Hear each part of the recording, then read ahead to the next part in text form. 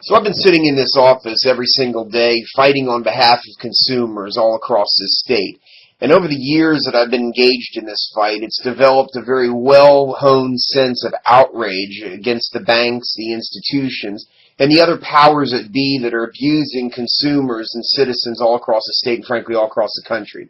But two areas of concern that have particularly outraged me recently involve the banks kicking down the doors of people's property and the banks ignoring the rights of soldiers that are serving this country. Now, the two areas are particularly concerning because they violate basic and fundamental rights. I wonder whether Americans really understand what I'm talking about. Do you understand that the banks have taken the position that they have the right to kick down the door of Americans' property whenever they care to conduct inspections of the property? That's right. Let me be very clear about this.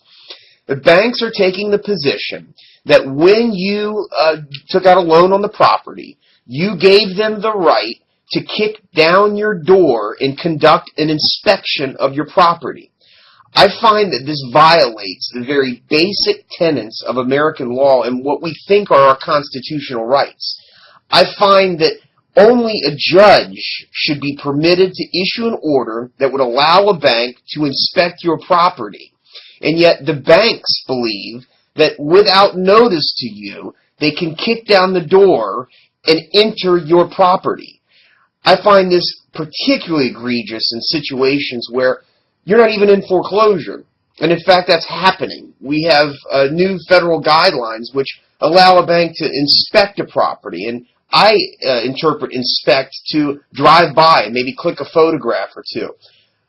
But I don't believe that that language allows a bank to forcibly enter your property. And this is one of the great conflicts that's developing all across this country. And you frankly wouldn't believe the fight that you engage in when you're fighting with the banks on this point.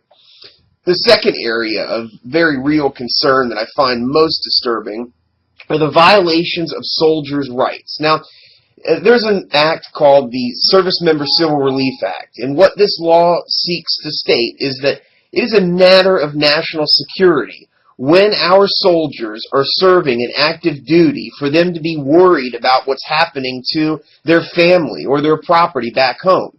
And so the Service Member Civil Relief Act states very clearly that if you're in active duty, certain actions can't happen.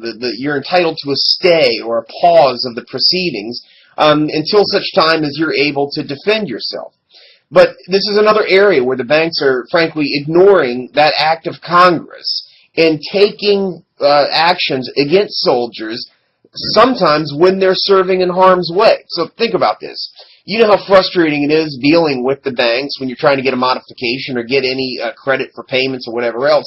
But consider that you are on the phone with the bank while bullets are whizzing past your head or while bombs are flying above you.